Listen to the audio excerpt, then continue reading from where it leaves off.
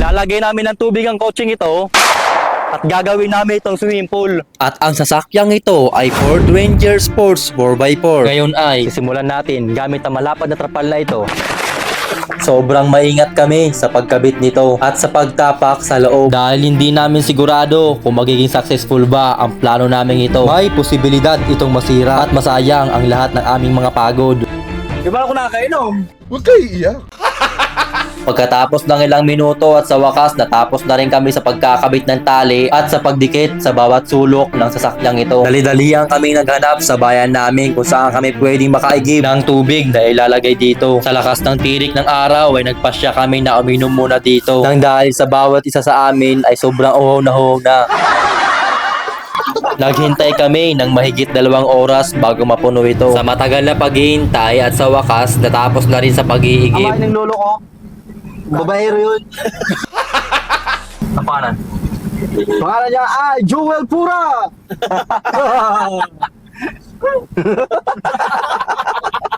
Gago! Alias Rigor ng Rosario. Ito pa pala si David. Dalawa din yung asawa. At ito si Santino, nagkasakit siya. Tignan mo, nakangayayat na. Gago! Aalis na kami mga guys. At pupunta kami sa isang magandang lugar. At ngayon, ang ating pupuntahan ay sa Ordaneta. At ito ang ating mini swimming pool. Sa part na ito ay papunta na kami kung saan merong napakagandang tanawin. Sino kasama? Sabi Iwan, Serena. Kasama na ako. Hindi kita paghahanapan pa ng anumang demonyo. Inalay ko. Pag-ibig, kulang man ang iyong pagtingin. Ang lahat sa'yo ay ibibigay kahit di mo pinapansin. Gago!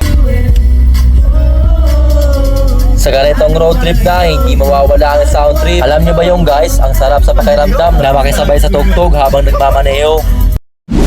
Dagat din ang pupuntahan namin at sikat iyon sa lugar ng Labisares, Northern Samar o mas kilala sa itinatawag na Barangay Ordaneta.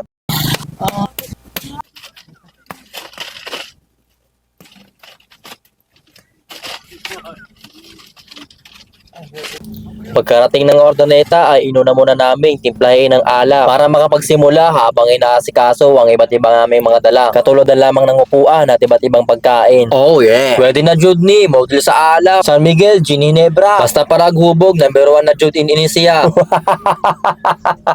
Mao ngayon ini anamon mga dala nga balot. Barbecue, lechon manok, siomay, nga crispy king, ngansin native nga manok, tinola, suda namo kanina nga pangalas 12.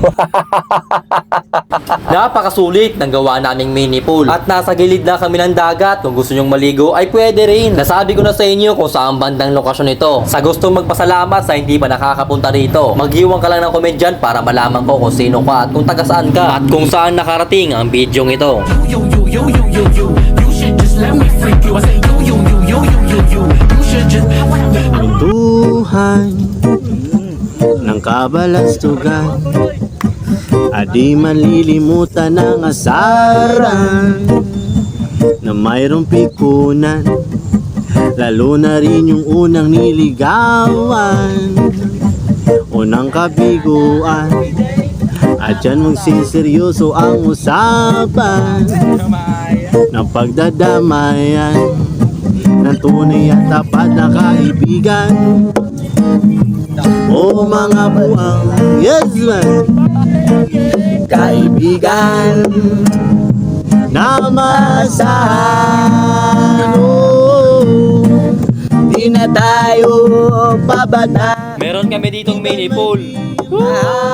At sa gustong maligo sa dagat, pwede rin. Di na tayong nagsasawa, pero kahit ganun, barkadang matatag hanggang sa ngayon. Pangunan kita, tsak may kwela, yan ang aking mga tropa. Yes, man. Yes, man. Di na tayo babata, edad may di nahahalata. Sa mga trip, unti-unti na tayong nagsasawa. Pero kahit ganun, barkadang matatag hanggang sa ngayon. Pangmangkita, tsak may kwenta. Yun lang guys, maraming salamat sa inyong lahat sa panonood. Paki-follow and share naman guys. Maraming salamat. Bye-bye.